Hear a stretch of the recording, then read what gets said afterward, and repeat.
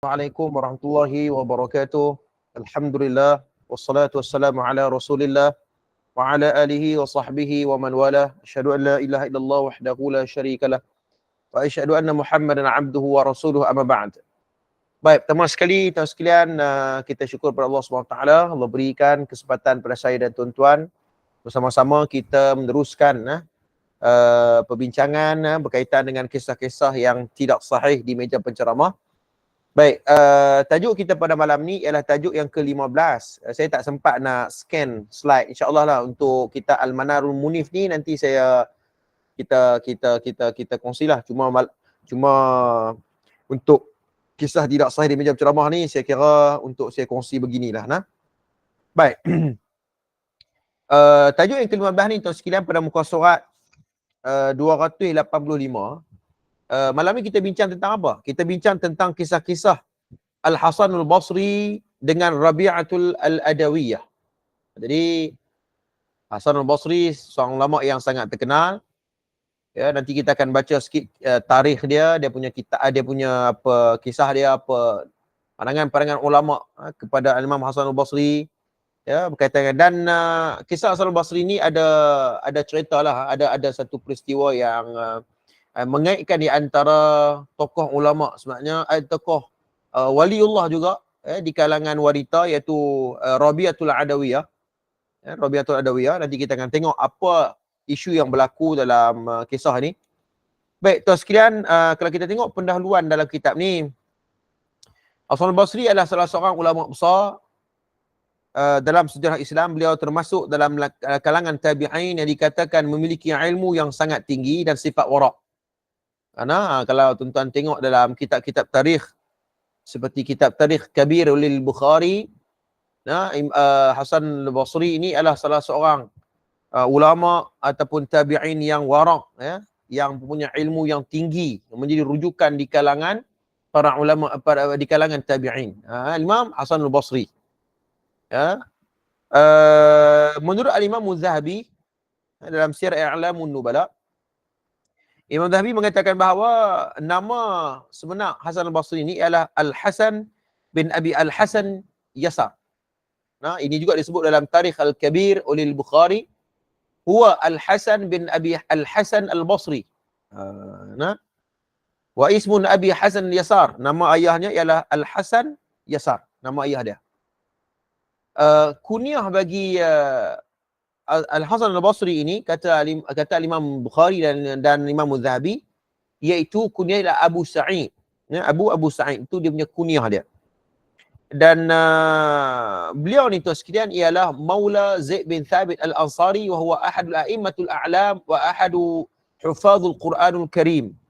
Kata Imam Az-Zahabi, Hasan Al-Basri ini adalah salah seorang di antara maula. Maula ni maknanya orang suruhan kepada Zaid bin Thabit Al-Ansari radhiyallahu an. Zaid bin Thabit yang wafat dalam peperangan Mu'tah.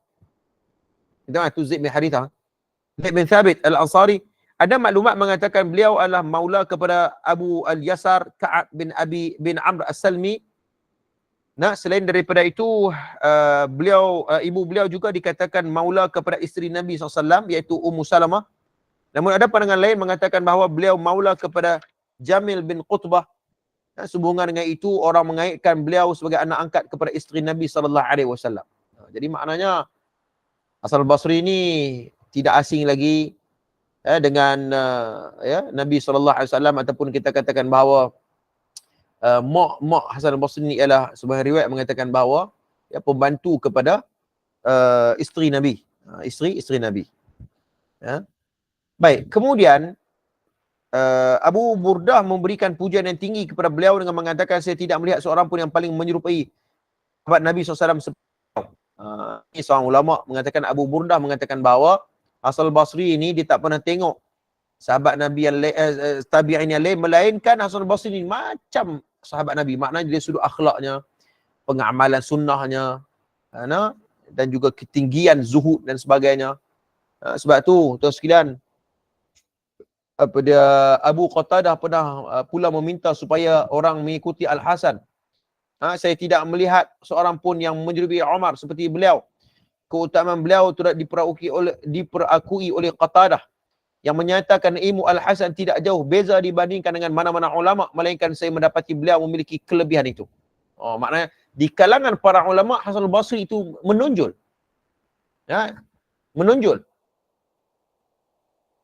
Ini dia. Sebab tu kalau kita perhati Al-Imam Ibn Sa'ad dalam Tabaqat Al-Kubra jilid yang ke-7, ya, saya membuat bacaan tambahan. Al-Imam Ibn Sa'ad mengatakan qala Imam Muhammad bin Sa'ad rahimahullahu taala kana Hasan al-Basri jami'an 'aliman 'aliyan rafi'an faqihan thiqatan ya ma'munan 'abidan nakisan kabirul 'ilm fasihan jamilan wasiman. Sesungguhnya Hasan al-Basri ini mempunyai ilmu yang luas, alim, tinggi kedudukannya, rafi'an, hebat kedudukannya, faqih, thiqah, ma'mun, abid. Ini dia tuan, kabirul ilm, ya, mempunyai ulama yang besar. Ini dia tuan-tuan. Dan juga kalau kita perhati Hasan al-Basri tuan-tuan sekalian, sifatul Hasan al-Jismiyah. Para ulama mengkaji tentang dari sudut jasad dia sendiri tuan-tuan sekalian. Segak. Hasan al-Basri ni orang segak, orang handsome lah. Sebab tu kata Al-Imam Az-Zahabi dalam Siyar I'lamun Nubala, qalat ummatul hakim kana al-Hasan yaji'u ila al-hittan raqashi faman ra'aitu syabban qatta kama ahsan wajhan minhu. Kata ini Imam Az-Zahabi nukilkan riwayat mengatakan bahawa aku tak pernah melihat seorang laki-laki syabban qatta kana, seorang laki-laki yang segak wajah dia seperti Hasan al-Basri. Ini dah. Kata Hammad bin Salamah, Al-Imam Az-Zahabi sekali lagi sebut dalam Siyar A'lamun Nubala, ra'aitu Al-Hasan yufassiru lihyatihi. Aku melihat janggut Hasan al-Basri ni diwarnakan. Maknanya dia trim elok lah, kemas lah kan. Wajahnya kemas, handsome lah, segak Hasan al-Basri ni. Banyak dipuji dari sudut kezuhudannya, keilmuannya. Dia kata qala Amir Asy-Sya'bi, disebut oleh Al-Imam Ibn Kathir dalam Al-Bidayah wan Nihayah, ya, yuridu qudumul Basrah idza nazarta ila rajulin ajmal ahli al-Basrah. Kata Amir Asy-Sya'bi, ya, lihat seorang laki-laki yang cukup segak, cukup handsome di kalangan ahli Basrah, bahawa Al-Hasan, lihatlah Al-Hasan, tengoklah Hasan al-Basri. Itu dia. Maknanya sudut handsome-nya Hasan al-Basri dipuji oleh para ulama. Betul? Kalau kita tengok dalam kitab ni muka surat 286, ya, mengatakan bahawa Qatadah mengatakan bahawa ilmu Hasan ni tidak jauh dibandingkan dengan ulama-ulama yang lain, dia melebihi dengan ulama-ulama lain. Kecuali apabila beliau muskil tentang satu perkara, beliau akan menulis surat bertanyakan Sa'id bin Musayyab. Ini di antara cara Hasan al-Basri, kalau dia tak tahu satu perkara, dia akan tulis satu surat. Kalau bahasa ni dia hantar WhatsApp lah. Dia hantar WhatsApp, dia tanya orang yang lebih alim daripada dia. Dia hantar kepada Sa'id bin Musayyab. Ya. Dan saya tidak duduk bersama dengan orang faqih melainkan saya mendapati keutamaan pada diri Al-Hasan. Kata Qatadah. Selain daripada keilmuan yang tinggi, akhlak beliau juga sangat terpuji. Beliau mendapat pujian daripada ramai ulama antara Qatadah, Humaid bin Yunus dan Yunus yang menyifatkan beliau seorang yang sempurna, orang yang sempurna dari sudut menjaga kesucian diri. Namanya thiqah. Ya. Thiqah. Ya, bahkan Al-Auf berpandangan beliau merupakan orang yang paling tahu tentang selok-belok jalan menuju ke syurga. Ulama puji Hasan al-Basri macam sebegitu rupa. Ya. Sebab tu tuan sekalian, Imam Ahmad ibn Hanbal dalam kitab Zuhd pernah menukilkan satu ungkapan daripada As-Sari bin Yahya. Kata Sari bin Yahya, kana Al-Hasan yasumu minas sunnah ayyamul bayd wa ashharul haram wa ithnani wal khamis. Kata As-Sari bin Yahya rahimahullahu ta'ala, sesungguhnya Hasan al-Basri dia mengamalkan sunnah-sunnah, dia mengamalkan puasa-puasa dalam sunnah seperti beramal dengan puasa-puasa hari-hari putih itu setiap bulan tu. Puasa pada bulan-bulan haram. Dan berpuasa pada Isnin dan Khamis. Ini kata Sari bin Yahya, dinukilkan oleh Imam Ahmad ibn Hanbal. Nah, kalau kita tengok juga dalam kitab Al-Ma'rifatu wa Tarikh oleh Yaqub bin Sufyan rahimahullahu taala, kata Al-Faswi an Ibn Syawzab bin an Matar qala kana Hasan al-Basri sahibul lail. Nah, ay kana yakthiru min salatul lail. Kata ulama, Hasan al-Basri ini dia seorang yang sangat menjaga solat malam dia. Solat malam dia cukup jaga. Banyak dia solat malam. Ini dia orang yang ahli ibadat, yang dan juga orang alim yang menggabungkan di antara ibadat dan juga orang yang berilmu. Kesan kepada ilmu sebenarnya amal ibadat sebenarnya, akhlak ibadat, samaratul ain. Ini dia, kita pun nak kena belajar daripada Hasan al-Basri, pujian-pujian ulama ke atas dia. Kesan kita belajar ilmu ni ialah kesan kepada akhlak sebenarnya, kesan kepada amal ibadat. Sebab tu dalam Tabaqat Al-Kubra li Ibn Sa'ad, qala Humaid At-Tawil lam yahajj al-Hasan ila hajjatain, hajjatu fi awal umruhu wa ukhra fi akhir umruhu. Tidak berhajat Hasan ni pada dua perkara. Pertama, hajat pada awal umur dia dan juga pada akhir. Maknanya daripada awal sampai habis akhlak Hasan al-Basri dipuji pada para ulama. Jadi kezuhudannya luar biasa. Ini juga disebut oleh Al-Imam Abu Nu'aim Al-Asbahani dalam Hilyatul Awliya. Kata Alqamah bin Murthid, intaha azud ila thamaniyatin min at-tabi'in faminhum Al-Hasan bin Abi Al-Hasan. Kata Alqamah, ini disebut dalam Hilyatul Awliya, dia di antara 80 orang di kalangan tabi'in, di kalangan ahli zuhud, iaitu Al-Imam Hasan al-Basri. Baik.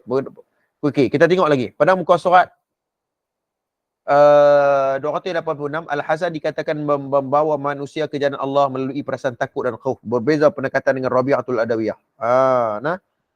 Jadi dua-dua ni pun menuju ke arah tazkiyatun nufus lah. Tazkiyatun nufus, pembersihan jiwa. Al-Hasan al-Basri dan juga Rabi'atul Adawiyah.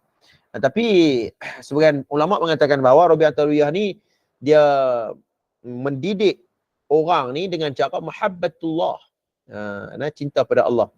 Lebih cenderung ke arah itu. Tapi Al-Hasan al-Basri dia cenderung ke arah takut dan juga al-khauf. Ini pendekatan. Tapi namun para ulama mengatakan bahawa sebenarnya Al-Hasan al-Basri pun merujuk kepada mengajak orang untuk takut kepada Allah, ar-raja, mengharap kepada Allah, dan juga mahabbatullah yang azza wa jal.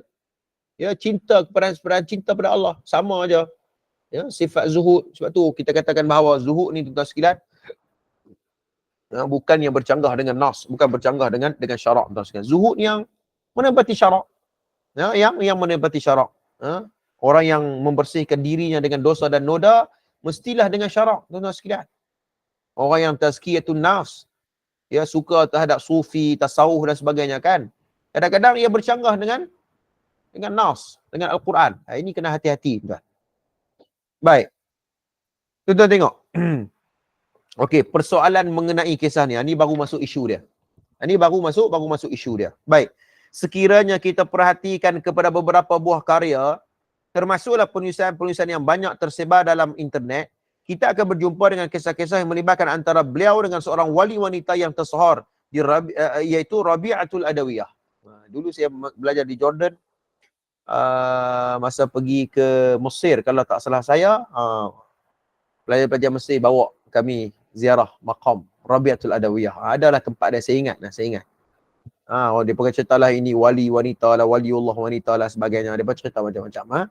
Ada cerita yang pelik-pelik pun. Tapi kita waktu tu pun tak kritikal lagi. Dengar dan terima je lah. Kan? Tapi lah ni kalau duk main cerita pelik-pelik, memang kita nak tanya balik. Kan riwayat yang kamu ambil ni datang daripada mana? Kan? Kan? Dia kena kritikal dalam bab perkara ni tentang. Walaupun cerita benda yang baik, tapi kadang-kadang benda tu salah, kadang-kadang salah. Baik, tuan-tuan, tengok. Sesetengah maklumat menyatakan bahawa Rabi'atul Adawiyah merupakan murid kepada beliau. Nanti kita akan tengok bila tarikh lahir Rabi'atul Adawiyah dengan Al-Imam Hasan al-Basri. Bila tarikh lahir dia? Persoalan yang harus kita selesaikan ialah, benarkah wujud kisah-kisah yang melibatkan antara dua orang tokoh ini? Sebab dia nak kaitkan di antara dua tokoh ahli zuhud ini, antara Al-Hasan al-Basri dan juga Rabi'atul Adawiyah, ya, betul ataupun tidak maklumat yang kita kaitkan di antara dua tokoh ni. Kan? Sebab tu tuan-tuan sekalian, kan, kadang-kadang depa ni, minta maaf lah, kadang-kadang orang yang tenggelam dengan ilmu tasawuf ni hampir sampai terlupa ilmu riwayah dan dirayah ni. Bila orang kata tarikh lahir dia bila? Tak, depa ni waliullah, depa ni boleh hidup sekian-sekian, boleh ni hidup dalam menghadir dalam mimpi lah apa sebagainya. Kan, kita ni bukannya, kita ni orang biasa, depa waliullah. Dia guna tiket waliullah. Menghalalkan semua perkara dalam hidup kita ni. Jenuh macam tu. Dia guna tiket waliullah . Mana boleh tuan-tuan, ulama hadis, kita belajar ilmu hadis kan.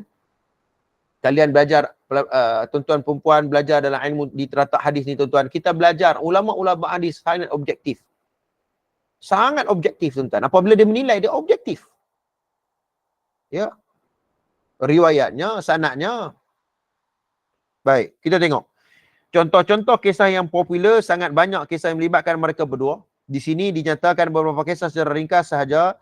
Para pembaca boleh melihat kisah-kisah selanjutnya di dalam internet atau mana-mana buku cerita. Jadi kalau orang yang hanya berpandukan kisah di internet saja, dia tak tahu. Dia tak tahu bagaimana nak bersifat kritikal dalam kisah-kisah seperti ini. Sebab tu kita kena, jangan kita belajar di internet saja. Maksudnya bukan belajar internet ni maksudnya belajar online, tidak. Maksudnya dia baca aja. Tak merujuk kepada ahlinya. Kan? Kalau belajar macam ni lebih kurang macam berguru jugalah online kan. Baik. Tuan-tuan, kisah yang pertama, Rabi'atul Adawiyah sedang berada dalam hutan dan beliau dikelilingi oleh binatang-binatang liar yang memandang beliau dengan perasaan kasih sayang. Namun apabila Al-Hasan mendekati beliau, binatang-binatang itu terus melarikan diri. Al-Hasan berasa pelik dengan keadaan itu lalu bertanya kepada Rabi'atul Adawiyah tentang sebabnya. Oh, itu cerita dia. Kan? Waktu tu Rabi'atul Adawiyah duduk lautan. Binatang buas duduk mengelilingi dia. Imam Hasan Al-Basri datang ya, terus binatang tu lari bergelimpangan. Rabi'atul Adawiyah tanya. Apa yang jadi ni? Kan, kenapa yang binatang lari ni, apa kamu, amalan apa yang kamu buat sampai menyebabkan binatang-binatang lari daripada kamu? Rabi'atul Adawiyah tanya macam tu. Kemudian Al-Hasan Al-Basri mengatakan bahawa aku baru sebentar tadi telah makan daging, kata dia. Aku makan daging. Kemudian Rabi'atul Adawiyah kata, oleh kerana tuan telah makan daging, patutlah mereka melarikan diri. Saya pula hanya makan roti kering saja. Oh, dia nak bagi tahu bahawa zuhudnya Rabi'atul Adawiyah. Tak makan benda-benda yang sedap. Ya, tak makan benda-benda yang mewah. Makan roti kering saja. Kemudian dikaitkan dengan Al-Imam Hasan Al-Basri. Tengok Hasan Al-Basri makan daging. Sebab tu lah binatang ni lari daripada kamu di hutan ni. Dia nak mengangkat waliullah Rabi'atul Adawiyah. Kemudian dia cerita benda-benda merapu, tuan-tuan sekalian. Sebab tu kita katakan bahawa tuan-tuan, ilmu hadis ni ataupun ulama hadis ni tuan-tuan sangat objektif. Menilai dengan fakta dan rasional. Sebab tu saya baru ni saya tengok satu sikit ya. Profesor Ahmad Adam, salah seorang tokoh ahli sejarah juga di Malaysia ni tuan sekalian, apabila mempertikaikan tentang orang Melayu ni suka sangat ambil kisah-kisah yang tidak ada asas. Kisah-kisah tahyul dan juga khayalan-khayalan. Kata Profesor Ahmad Adam. Kita boleh tengok diskusi dia berkaitan dengan sumber-sumber yang perlu diberikan perhatian oleh ahli-ahli sejarah. Kemudian dia bagi cadangan. Profesor Ahmad Adam mengatakan bahawa lebih elok dan lebih cantik untuk kita gunakan disiplin ilmu hadis untuk kita saring maklumat-maklumat fakta-fakta sejarah orang-orang Melayu kita. Tu dia. Dia kata nak ambil disiplin ilmu hadis. Baguslah usaha tu. Tapi kalau kita guna dekat fakta sejarah Melayu ni tuan sekalian, perasaan jadi dhaif belaka. Kan? Sebab perawi tu sendiri. Tapi tak apalah. Mungkin satu usaha yang baik untuk kita cek balik dari sudut tarikh dia, dari sudut fakta dia, siapa yang pembawa berita tersebut. Itu semua penting ya. Itu semua penting.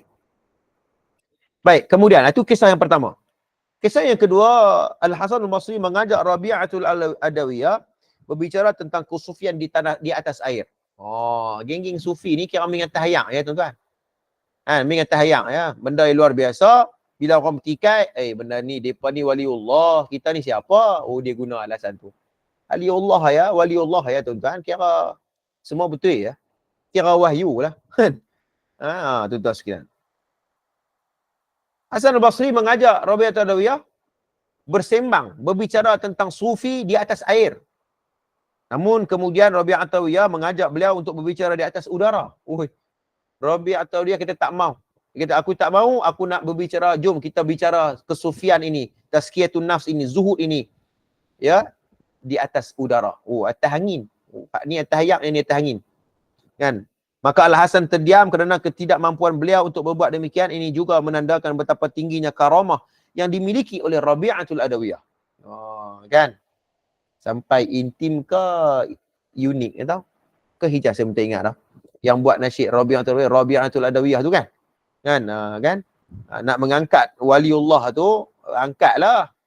Tapi jangan menyandarkan berita-berita yang tak betul kepada individu-individu tersebut. Jadi kita ni, orang Islam ni orang yang cerdik kan, orang yang berilmu, orang yang berdiri di atas ilmu pengetahuan dan tetap terima cerita-cerita yang mampu ni. Baik, seterusnya Rabi'ah berkata, jika kamu mengajak aku untuk berbicara di atas sungai, ikan juga boleh buat demikian. Begitu juga jika aku mengajak kamu berada di atas udara, lalat juga boleh buat demikian. Berbuatlah sesuatu yang lebih hebat daripada itu. Carilah ia dalam ketaatan dan sopan santun kepada Allah. Dia nak angkat Rabi'atul Adawiyah. Ya, dia nak mengangkat Rabi'atul Adawiyah, kemudian dia buat cerita macam ni. Dia buat cerita macam ni. Ini menjadi masalah. Baik, kisah yang ketiga.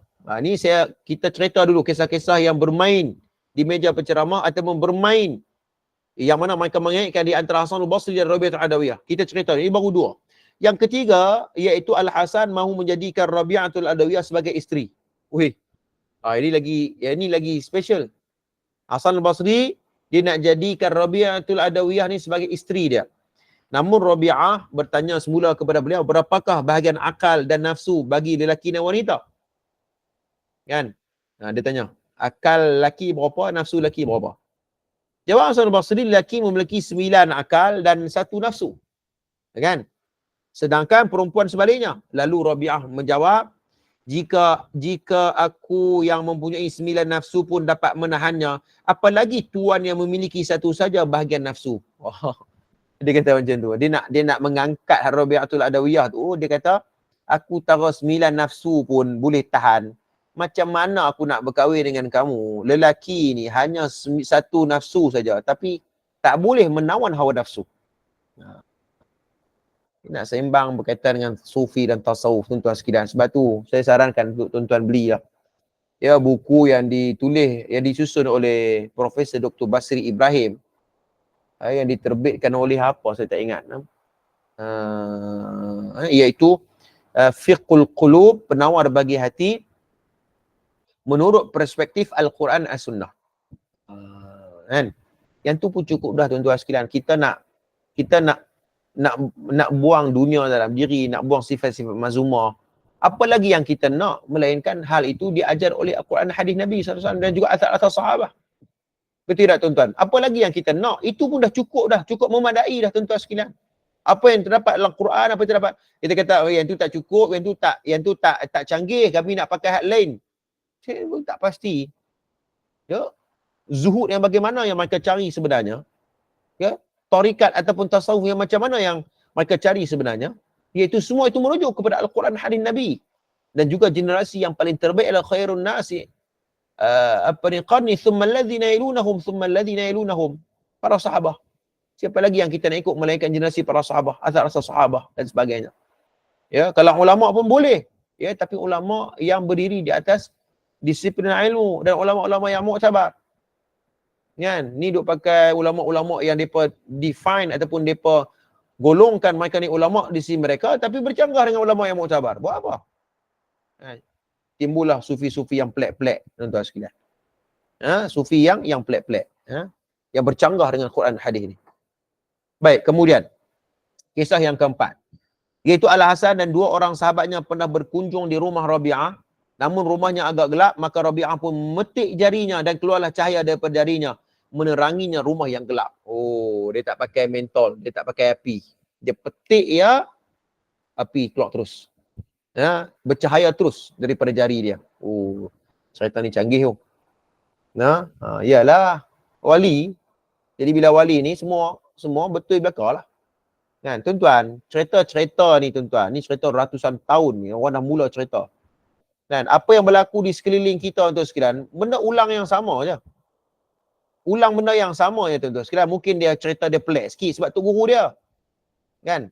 Tapi bagaimana kaedah untuk kita mendapani isu ini, nanti kita akan tengok. Ya, nanti kita akan tengok. Ya, sama aja. Benda ni dia ulang balik ya tuan-tuan sekalian, karakter ni ulang balik ya. Ya, melampau-lampau, muta'assibin, ta'assub dengan seseorang tokoh sampai ya apa pun yang disebut oleh seorang tokoh tersebut, bawa cerita yang pelik-pelik pun angguk belaka. Tidak kritikal dalam hal tersebut. Ini masalah. Baik, perbahasan ulama mengenai kisah ni, ini baru kita nak bahas. Ya, keempat-empat cerita ni betul ataupun tidak. Yang pertama tuan-tuan sekalian, kita kena tengok dulu siapa itu Rabi'atul Adawiyah. Siapa Rabi'atul Adawiyah? Para ulama tarikh mengatakan bahawa Rabi'atul Adawiyah iaitu namanya ialah Rabi'ah binti Ismail Al-Adawiyah Al-Basriyah. Merupakan salah seorang wali wanita yang diiktiraf dan diakui memiliki beberapa kelebihan. Betul. Ulama-ulama lain mengiktiraf beliau di antara wali-wali Allah, sifat zuhudnya, ya, ketaatannya pada Allah memang betul.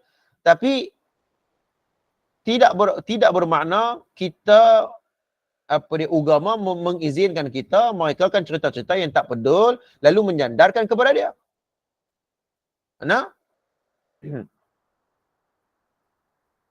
Namun malangnya beliau menjadi mangsa kepada beberapa pelampau dalam agama yang menjadikan beliau sebagai simbol kesufian yang melampau. Jadi sufi ni dia nak angkat siapa? Nak angkat Rabi'atul Adawiyah, waliullah. Okey. Antaranya dikatakan beliau pernah menjadi penyanyi kerana itu merupakan salah satu cara yang terbaik untuk mengajak orang kepada Allah. Sufi yang menyanyi ni tuan-tuan. Sufi menyanyi supaya menyanyi ini boleh dekatkan diri dia dengan Allah. Kan? Sebab tu tuan-tuan sekalian, tasawuf yang melampau ni kadang-kadang minta maaf lah tuan-tuan, minta maaf lah. Minta maaf tuan sekalian. Ada sufi-sufi yang melampau ni yang berlebih-lebihan tuan sekalian. Ini benda muzik sampai melalaikan dan sebagainya. Kononnya lalai itu dia merujuk kepada, dia ingat pada Allah. Ada juga ahli sufi yang masuk dalam disko. Ya, terlibat masuk kelab-kelab malam. Ada juga. Tapi bicara tentang sufi. Ya, bicara tentang tarikat. Ya, pelik tuan-tuan sekalian. Ya, bercanggah habis. Dalam kaedah fiqh menyebut idza ijtama halal wal haram fa aghlibul haram. Apabila bercanggah di antara halal dan haram, tuan-tuan, maksiat dan juga ibadah, maka itu bercanggah sama sekali. Baik, tuan-tuan tengok. Beliau juga dikatakan langsung tidak mempedulikan tentang syurga dan neraka kerana semata-mata mencari kasih sayang daripada Allah. Ni juga di antara doktrinisasi golongan-golongan sufi yang melampau ni. Mereka kata kita tak perlu minta syurga. Kita tak perlu minta kepada Allah untuk dijauhkan daripada api neraka. Tak perlu semua tu. Yang penting kita mengharapkan kasih sayang dan redha Allah saja. Ini pun salah juga cara faham ni. Sebab tu kalau kita nak pegu dengan fakta-fakta ni tuan, dengan nas hadis Nabi SAW, Nabi suruh kita minta syurga yang paling tinggi, Jannatul Firdaus. Minta syurga yang paling tinggi. Ya, syurga yang paling tinggi. Minta supaya jauh daripada azab api neraka. Jadi macam mana orang yang dia berbicara tentang zuhud, tentang sufi, kesufian, dia mengharapkan keredaan Allah saja, tapi dia tak bagi kita ni untuk minta kepada syurga dan neraka. Sebab minta kepada syurga ni macam kita ni ada lagi selain daripada Tuhan. Ini yang kata sufi yang tidak berlandaskan hadis ataupun tidak menurut perspektif Al-Quran dan Sunnah. Bahkan dikatakan beliau pernah membawa air untuk memadam neraka dan api untuk membakar syurga agar tiada lagi yang beribadah semata-mata kerana ingin syurga dan takutkan neraka. Tu dia. Ada juga orang ahli sufi yang mengatakan bahawa Rabi'atul Adawiyah, dia punya karamah dia tu, dia boleh pergi padam api neraka dan dia padam api dia bakar syurga lah, lebih kurang macam tu, supaya dia tak mau bagi kita ni buat ibadat nak syurga. Sampai macam tu rupa. Rabi'ah juga dikatakan pernah bermimpi berjumpa dengan Nabi. Baginda bertanya sama ada beliau mengenali Nabi ataupun tidak. Rabi'ah menjawab, siapa yang tidak kenal dengan Rasulullah? Tetapi apakah daya saya cinta kepada Allah memenuhi ruang hati saya hingga tidak ada ruang untuk menjadi Tuhan atau benci kepada syaitan. Tu dia. Ni yang kata sufi ni, sufi yang melampau ni. Nah, ini di antara tomahan-tomahan kepada sebenarnya kepada Rabi'ah Adawiyah sendirilah. Dia kata Rabi'ah Adawiyah ni tak cinta pada Nabi. Kosongkan dirinya cinta selain daripada Allah. Maksudnya Allah ya. Nabi pun dia tak cinta. Kata Rabi'ah. Kata sebahagian orang yang cuba mengagungkan Rabi'atul Adawiyah. Nah, sebab tu ada orang yang kononnya bicara tentang sufi, kan? Bicara tentang sufi, tasawuf, kan? Dia disebut Allah ya. Allah. Tapi bila sembang tentang hadis, dia tak mau. Kalau tak salah saya di Pahang, kalau tak salah saya, tuan-tuan boleh buat cross check maklumat ni ataupun maklumat. Boleh tengok balik. Ada satu ajaran yang difatwakan di negeri Pahang kalau tak salah saya, iaitu fatwa berkaitan dengan ajaran 99 nama Allah kalau tak salah. Ada dibawa oleh seorang profesor sebenarnya. Profesor Madia ke apa, orang perempuan. Dia duk ajak sifat nama-nama, dia duk ajak nama Allah 99 tu. Kan? Nanti tuan boleh tengok balik fatwa dia. Dan dia seolah-olah bercanggah dengan hadis Nabi SAW. Dan Allah aja, memanglah Allah tak perlu dipertikaikan. Kita cinta pada Allah. Tapi hadis pun juga ataupun Nabi pun juga bukti bahawa kita cinta pada Allah. Fattabi'uni yuhibbukumullah. Kan Allah sebut dalam Quran. Kamu kata kamu cinta kepada aku, hendaklah kamu ikut aku, ikut Nabi SAW. Kan? Jadi kita kena seimbangkan dalam hal ini, tuan-tuan. Baik, dinukilkan beliau pernah menganggap Kaabah sebagai berhala di muka bumi. Ni kata sufi yang melampau ni. Ada sebagian mereka mengatakan bahawa orang Islam hak duk sembah yang salat menghadap ke arah Kaabah itu semua sembah berhala semua. Imam Ibn Taymiyah dalam Majmu' Al-Fatawa memberikan jawapan ini merupakan penustaan kepada Rabi'atul Adawiyah.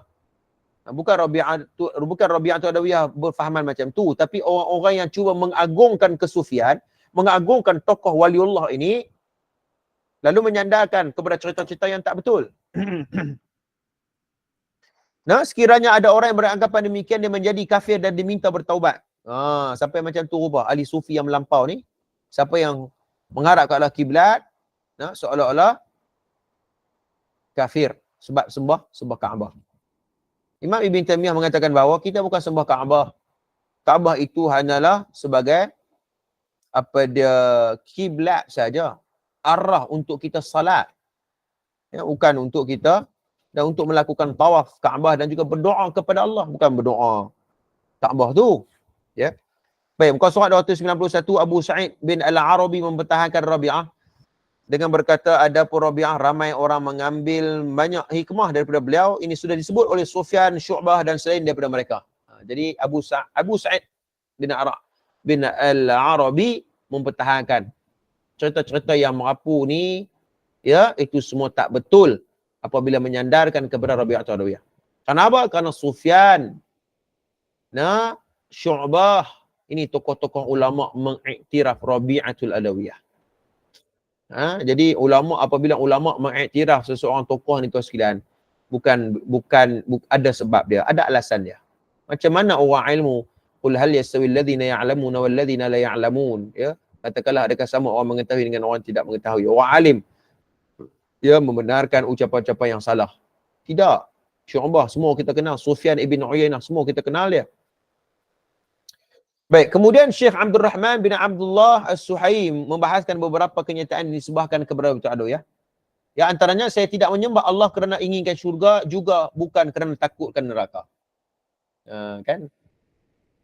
Macam bait syair rintihan Imam Syafi'i kan? Ila stuli firdaus tu kan? Sebenarnya ada orang yang cuba, sebenarnya ialah kalau kita nak husnuzon dengan ucapan tu, kita kata, Imam Syafi'i kata macam tu, aku tak layak masuk dalam syurga, itu ialah bahasa batini, bahasa ruhi. Ya, bahasa orang yang sedang rindu pada Allah. Ucapan orang yang sedang zauq ataupun zawaq kepada Allah. Yalah, satu sudut bolehlah kalian mentakwil macam tu. Tapi sebenarnya kita nak bawa ke arah apa orang Islam ni ataupun umat Islam ini? Ya, untuk kita mendekati nas ataupun mendekati hadis Nabi. Sufi yang mendekati sunnah. Itu yang paling terbaik. Seperti mana yang saya sebut tadi ni, maka Nabi suruh kita minta syurga yang paling tinggi. Maka syair-syair yang seperti ini kita katakan bahawa kita kata okeylah kalau kalian nak takwil macam tu, tapi kita lebih cenderung ke arah ya sufi yang dekat dengan sunnah. Betul tak tuan-tuan? Kita nak macam tu lah. Sebab takwil ni macam-macam boleh takwil. Macam-macam boleh takwil. Macam perbahasan berkaitan dengan Ibn Arabi kan, Ibn Arabi dalam kitab tu Fususul Hikam tu kan, macam-macam lah. Ada sebenarnya ulama yang memuji Ibn Arabi, puji macam-macam kan. Ada sebenarnya ulama yang mentajrih atau mengkritik secara keras. Ada yang mengatakan bahawa Ibn Arabi menyimpang dengan ajaran Ahlussunnah wal Jamaah. Ya, bila kita cek balik alasan-alasan mereka, yang puji itu tak ada alasan pun. Itu semua husnuzon je. Itu semua husnuzon terhadap, bersangka baik terhadap Ibn Arabi. Bahkan pentajrihan ataupun tajrih yang dilakukan oleh ulama-ulama yang mengkritik Ibn Arabi itu lebih jelas, lebih berfakta dan lebih objektif. Dan kita kena mentakdim dan mendahului tajrih yang lebih jelas berbanding dengan ya mentausiq ataupun memuji seorang tokoh itu secara umum. Ini tuan-tuan, kadang-kadang kan husnuzon macam ni, ada satu polemik berlaku di kalangan ustaz-ustaz kita. Yang kata dalam kitab-kitab fiqh ni bukan semua dalil tu tak ada sanad, kan? Maka ulama-ulama fiqh kita ni bila dia bermasuk dalam kitab fiqh tu bermasuk ada sanad lah tu. Dia pakai buah tu jenuh tuan-tuan. Dia pakai buah tu ya. Saya kira bahawa untuk sekalian kita kena objektif lah. Tak semestinya dalil-dalil yang terdapat dalam kitab fiqh sebagai contohnya ataupun dalam kitab hadis sekalipun yang tidak ada sanad, kemudian kita berhusnuzon, ulama ada jumpa, kita yang tak jumpa kot. Tak boleh. Ada ustaz-ustaz kita yang mempunyai kepakaran tertentu untuk mengkaji sanad dan matan dan sebagainya. Mereka mengkaji dan sebagainya, mereka tidak menjumpai. Kita kata tidak boleh, kita kata bahawa benda tu tak dijumpai. La aslalahu, tidak jumpa sanad dia dan sebagainya. Ya, kenapa kita nak kena husnuzon? Iyalah husnuzon tu memang agama kita suruh husnuzon. Tapi dah memang terbukti benda tu tak ada asal. Maka kita kena kata tak ada asal. La aslalahu. Ya. Ini polemik. Ada beberapa sehari dua ni tuan-tuan di kalangan para muncul. Ulama-ulama ustaz-ustaz kita pun bangkit jawab balik. Terima kasihlah ustaz-ustaz kita merespon apa yang berlaku di sekitar polemik kita katakan bahawa isu yang berlaku di kalangan para asatizah kita ni. Jadi kita ni baca je lah kan. Baik, kemudian tuan-tuan tengok. Syekh juga menyatakan orang sufi suka menisbahkan sesuatu kepada Rabi'atul Adawiyah sedangkan hal itu tidak ada kena-mengena dengan beliau. Keadaan yang sama juga berlaku apabila mereka turut menggunakan nama Syekh Abdul Qadir Al-Jailani. Senang cerita. Sebab mereka ni satu kumpulan waliullah kan? Waliullah ke semua. Maka kita pukalkan, dia pernah jumpa dengan Syekh Abdul Qadir Jailani. Tu dia senang. Ingat Islam ni cerita kartun ke apa? Boleh senang, boleh jumpa orang yang suka mati, boleh hidup balik ke apa? Ini semua, ahli sufi juga senang. Sebab tu saya sangat, apabila kita melihat kepada sanad sufi ni kita cukup masalah. Minta maaf lah tuan-tuan sekalian. Bila kita cek balik tuan-tuan, orang sufi ni macam mana lagi dengan tarikat tuan sekalian. Bila kita pergi lebih dalam berkaitan dengan sanad yang mereka pegang, cukup masalah tuan-tuan. Hadis, sanad yang terputus. Bila kita tanya balik, macam mana, apa yang membuktikan bahawa sanad ni bersambung, dia tak boleh bagi jawapan. Mereka bagi alasan, kita husnuzon dengan pandangan ulama. Husnuzon, senangnya. Lagu tu buanglah ilmu jarh wa ta'dil, tak payah duk ngaji jarh wa ta'dil, tak payah. Ilmu tarikh urwah tak payah, ilmu tarajimur rijal tak payah. Nah, ilmu nasakh wal mansukh tak payah, ilmu apa muskilah dia tak payah. Tak payah duk ngaji semua tu. Ambil je lah hadis kat mana ada. Oh, macam tu senang ya. Kaitkan dengan Syekh Abdul Qadir Jalani. Malah Syekh mengatakan perkara ini sama sahaja dengan tindakan Syiah yang biasa menggunakan Ja'far As-Sadiq dan Ali bin Abi Talib. Syiah ni tuan-tuan, dia cukup takut dengan ulama hadis. Minta maaf tuan sekalian. Puak-puak Syiah ni cukup takut dengan ulama hadis. Pasal apa? Sebab sanad tu kita pegang. Ya, kita dapat detect sanad-sanad yang bermasalah. Sebab tu bila kita check balik, rupanya imam-imam Syiah itu senangnya mereka menyandarkan kepada Ja'far As-Sadiq. Ataupun mereka sanad mereka tu menyambung kepada Sayyidina Ali radhiyallahu anhu. Senang sangat menisbahkan satu perkara yang tidak ada asas. Syiah tuan-tuan dia tak ada disiplin, minta maaf saya sebut. Dia pun tak ada disiplin tuan sekalian.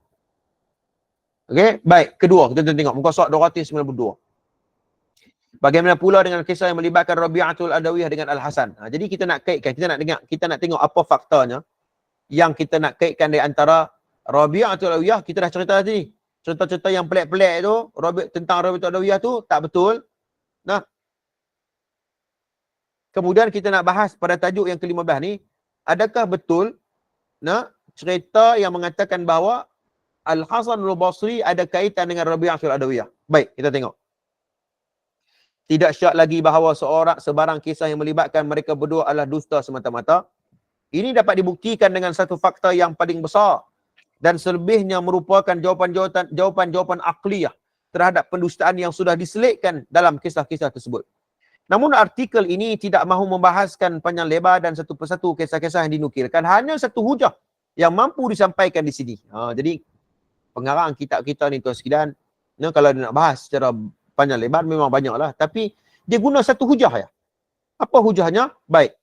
Kata ulama, jom kita melihat kepada bila tarikh lahir dan juga bila tarikh wafat seseorang tokoh ini. Tarikh al-ilmu tarikhur ruwah. Ilmu tarikh ruwah ni ya.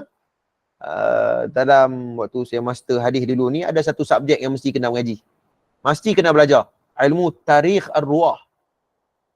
Ya, tarikh-tarikh ni.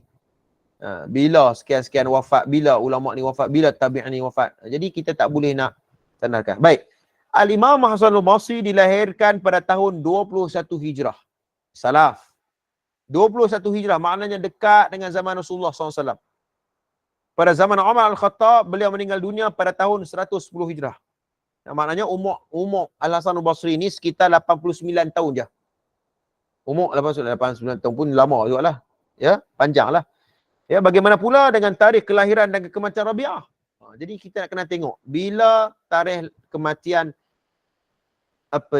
Hasan Al-Basri dan bila kelahiran kematian Rabi'ah. Nanti kita akan tengok. Menurut pandangan yang tepat sebagaimana dirakamkan oleh Al-Imam Az-Zahabi. Tuan-tuan, Imam Az-Zahabi ni tuan-tuan ulama muhaqqiqin. Bukan ulama biasa-biasa. Kalau dia cakap tu maksudnya ada nilai lah tuan-tuan. Wahum a'immatul ulama'ul muhaqqiqun. Ya, kana Ibn Asakir wa Ibn Khalkan wa Imam Az-Zahabi dan Imam Al-Mizzi. Ini semua ulama-ulama muhaqqiqin. Ya, yang mereka ini dakik dalam menilai sesuatu periwayatan dalam kitab tarikh dan sebagainya. Imam Az-Zahabi dalam Syiar A'lamun Nubala mengatakan bahawa tarikh Rabi'atul Adawiyah ya lahir di atas 100 Hijrah. Okey. Hasan Al-Basri 21. Rabi'atul Adawiyah 100 Hijrah baru dia lahir. Meninggal 180 Hijrah. Jadi maknanya kita congok lah tuan-tuan sekalian, 110 tolak 180 lebih kurang dalam Tuan-tuan tengok di sini.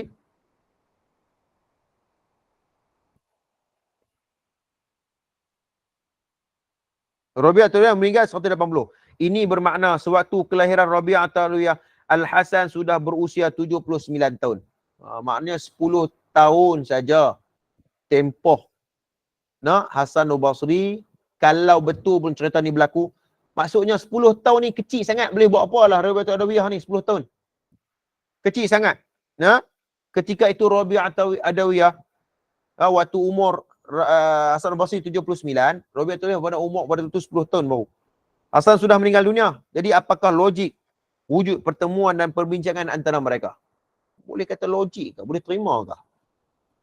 Jika benar wujud pertemuan sekalipun ia hanya berlaku secara kebetulan dan mustahil kisah-kisah yang dinyatakan yang cukup banyak ini berlaku, apatah lagi Rabi'atul Adawiyah hanya kanak-kanak biasa semasa kecilnya. Kanak-kanak biasa semasa kecilnya. Tak ada ucapan-ucapan seperti ini. Macam mana umur 11 tahun kita boleh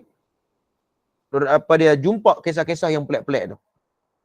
Jadi cukuplah kita katakan bahawa kisah ini tidak ada asasnya dan ia bercanggah dengan fakta ataupun tarikhnya sendiri. Itu pun sudah cukup untuk membuktikan bahawa kisah-kisah yang melibatkan Rabi'ah Adawiyah dan juga Imam Hasan al-Basri ialah berlakunya kisah-kisah seperti tadi. Baik, kesimpulan tuan-tuan boleh tengok terlalu banyak kisah yang berkaitan Rabi'ah Adawiyah memerlukan kajian semula secara adil. Sufi ni cukup masalah, bukan masalah apa. Nak menyucikan diri daripada dosa dan maksiat itu betul, baik dah, tuan-tuan sekalian. Tapi kadang-kadang periwayatan ni cukup masalah tuan-tuan, pokok sufi ni. Minta maaf saya sebut. Saya boleh cakap macam ni sebab saya dulu pun macam tu. Kan? Saya terlibat dalam dunia kesufian ni. Kan? Saya ikut follow tak ada tanya langsung. Tapi bila kita mengaji hadis, mengaji yang ni, kita kata, tak boleh ni. Bercanggah dengan dalil, bercanggah dengan pensyariatan agama. Kan? Sebab kita bercakap ni atas dasar pengalaman. Kan? Kita dah tahu dah, orang-orang sufi duk cakap tu, aku pernah rasa dah benda macam tu dulu ni. Kan? Kita pun pernah rasa dah macam tu dulu. Jadi, mereka dah mudah. Yang penting boleh menangis. Yang penting boleh bertaubat, boleh beramal. Yang tu je dia nak. Merendah diri, sebagainya. Itu je. Tapi mereka tak mementingkan ilmu riwayah, ad-dirayah, apa tadi hadis. Cukup tuan-tuan. Geng-geng sufi ni cukup bergaduh dengan geng-geng hadis. Tak maaf. Cukup bergaduh dengan geng-geng hadis ni tuan-tuan. Sebab bercanggah dengan syariah. Bercanggah dengan timbangan neraca syariah. Baik, kesimpulan kedua begitu juga dengan perihal Al-Hasan yang banyak diburukkan. Hasan al-Basri banyak diburukkan. Sebab kita sebut seperti tadi ni, banyak pujian para ulama kepada Imam Hasan al-Basri. Tapi itu sekalian, ada pembahasan berkaitan Hasan al-Basri ni dari sudut periwayatan. Ada katakan bahawa Hasan al-Basri ni dituduh sebagai orang yang perawi yang selalu melakukan mu'an'an. Kita belajar ilmu ulum hadis kan, mu'an'an tu macam mana kan? Mudallis. Ya. Macam mana Tuan Basir? Dia kalangan dia kadang dia gelar lembut. Termasuk dalam golongan mudallis juga. Tadlis, mudallis, mu'an'an, semualah ada juga kritikan-kritikan terhadap beliau.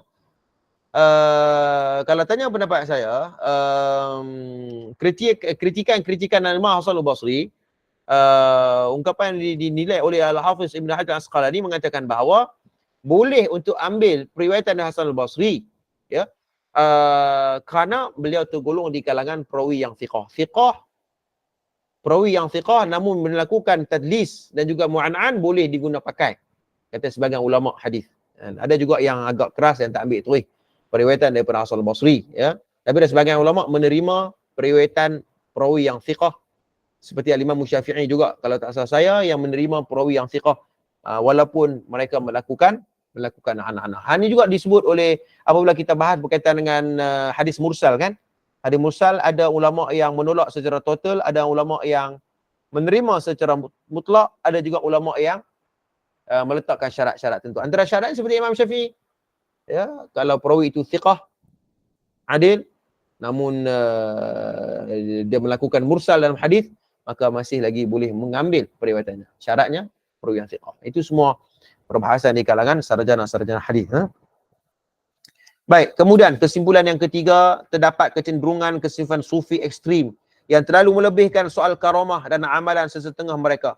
Walhal ia tidak berlaku keterlaluan seperti ini berbeza dengan pendirian ahli sufi yang berilmu seperti Al-Imam Ibn Taymiyah, Abdullah Ibn Mubarak, Ibrahim Adham, Sufyan Al-Thawri, Al-Imam Syafi'i dan selainnya. Jadi ulama-ulama macam ni yang kita nak kena cari. Yang kata, mereka kata nak nak ikut Imam Syafi'i sangat kan. Tengoklah Imam Syafi'i dari sudut tazkiyatun nafs. Tengok tazkiyatun nafs Imam Syafi'i macam mana? Tengok dia. Kan? Saya kira bahawa Imam Syafi'i cukup menjaga dari sudut hadis. Kan? Kalau menjumpai pendapat aku bercanggah dengan hadis yang lebih sahih, utamakan hadis yang sahih ataupun riwayat yang sahih. Saya kira bahawa itu ucapan yang jelas dinukatkan oleh Imam Syafi'i. Walaupun macam-macam lah takwilan ulama-ulama, sebahagian mereka yang taksub dengan Imam Syafi'i ini, takwil macam-macam, dah itu bukan masuk hadis sahih dan sebagainya. Kan? Kita kata itu ucapan yang jelas. Kan? Ucapan yang jelas. Yang dinukatkan oleh Imam Mutlaq ini. Kan? Kita tengok dari sudut akidah mereka. Salaf, Imam Syafi'i salaf. Lahir 300 tahun hijrah ke bawah. Kan? Ada orang cuba untuk mengasyairahkan Imam Syafi'i. Kita kata bahawa Imam Syairah lahir bila? Imam Asy'ari lahir bila? Imam Syafi'i lahir bila? Kalau kamu nak berpegang kepada mazhab Asy'ari, silakan. Tapi jangan kamu mengasy'arikan orang yang bukan Asy'ari. Minta maaf saya sebut. Okey? Kawan tu tak lahir lagi nak kenal apa? Imam Al-Asy'ari. Ya. Imam Hanafi 4 mazhab. 300 tahun hijrah ke bawah. Begitu Imam Hanafi dan sebagainya. Bagaimana nak menabik dada bahawa mereka Al-Asy'ari? Punyalah nak mengasy'arikan orang. Ya. Saya bukan nak anti Syari. Saya berpegang kepada Ahli Sunnah wal Jamaah 3. Al-Asy'ari, Al-Maturidiyah dan Ahlul Hadis. Al-Hanabilah ataupun Salaf, Al-Salafi pada hari ini. Tak ada masalah. Tapi namun kecenderungan kita berbeza. Ya, ini disebut oleh Profesor Dr. Allahumma salli ala Muhammad. Al-Qardawi sebut hal yang sama dalam Aqidatul Islamiyah. Syekh Sabiq, Aqidatul Islamiyah dalam Profesor Syarah Qudah pun sebut.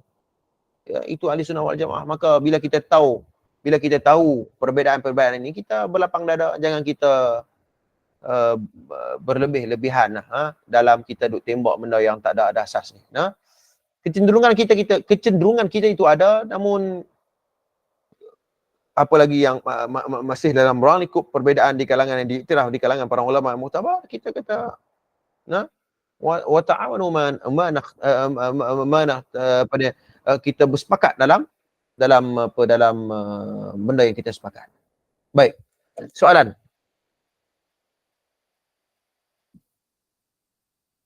Sekarang banyak pegang Imam Sanusi berbanding Imam Asy'ari. Susah nak jumpa pengajian kitab Imam Al-Asy'ari. Ya, Tuan Omar, boleh siapa-siapa respon kaitan ni? Susah nak jumpa pengajian kitab Imam Asy'ari. Kalau tak salah saya Maulana Fakhruzi, Maulana dalam kurungan doktor. Maulana Asri mengajar kitab Imam Asy'ari kan?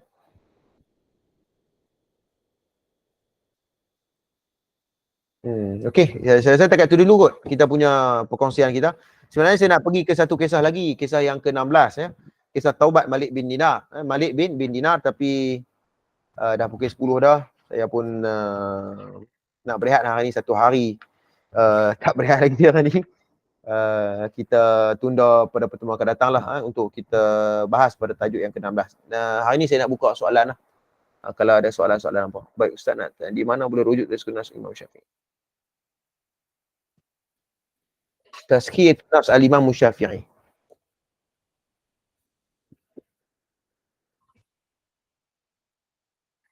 Ada soalan lain tak? Nanti saya ambil note kitab khas bincang pasal tazkiyatun nafs. Dia tak mungkin satu kitab yang secara langsung membahaskan tu, cuma kita boleh tengok pembawakan penjujuran hadis dan sebagainya.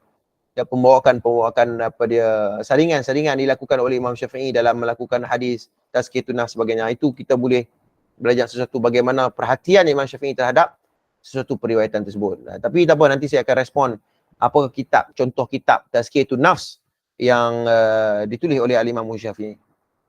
Wallahu a'lam.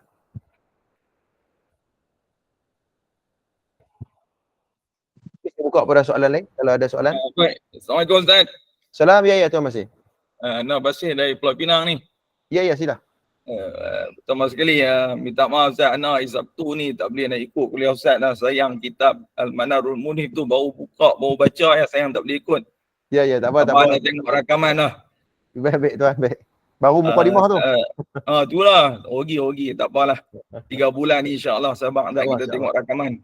Baik, insyaAllah. Pertama sekali Ustaz nak tanya soalan macam setengah-setengah tokoh, setengah puak ni dia mengangkat sesetengah tokoh, dia berbuat kisah tentang setengah tokoh ni, tujuannya atau kecenderungannya ialah untuk mengangkat ataupun menjatuhkan sesuatu tokoh itu.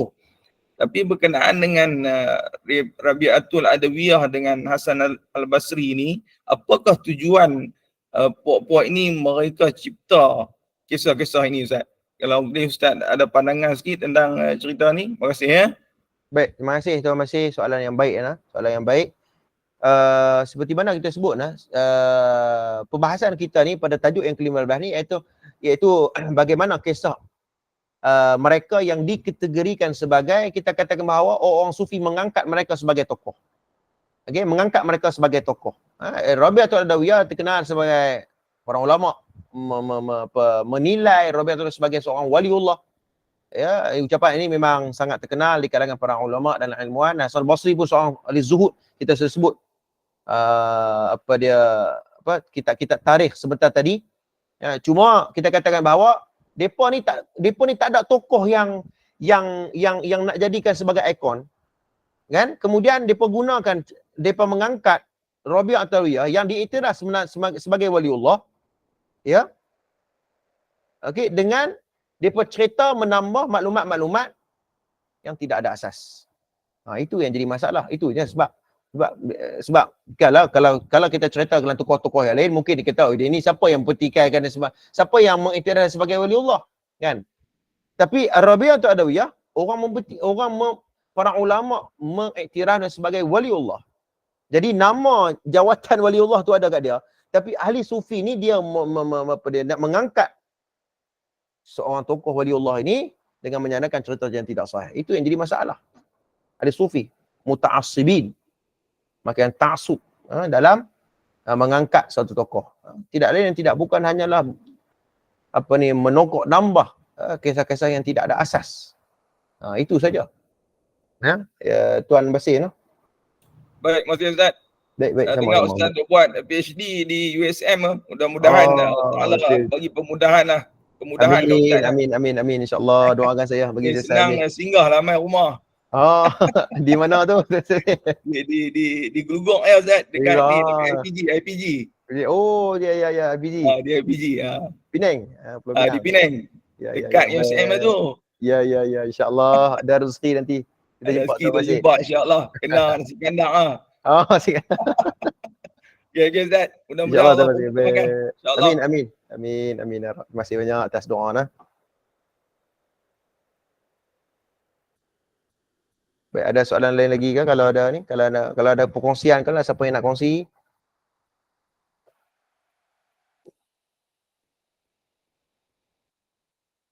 Okey, kalau tak ada apa, terima kasih semua. InsyaAllah kita jumpa lagi pada bulan hadapan. Ada lagi, kalau tak salah saya, ada 2 lagi kisah kot. 2 lagi kisah, maka habislah buku kisah tidak sahih di meja berceramah ini. Kemudian kita akan fokus sebulan 2 kali kitab Al-Manarul Munif fi Sahih wa Dhaif karangan Al-Imam Ibn Qayyim Al-Jauziyah rahimahullahu ta'ala. Terima kasih semua atas perhatian tuan-tuan berbincangan kita pada malam ini. Qul qawli hadza wa astaghfirullahal azim li wa lakum. Wassalamualaikum warahmatullahi wabarakatuh. Salam. Terima kasih Ustaz.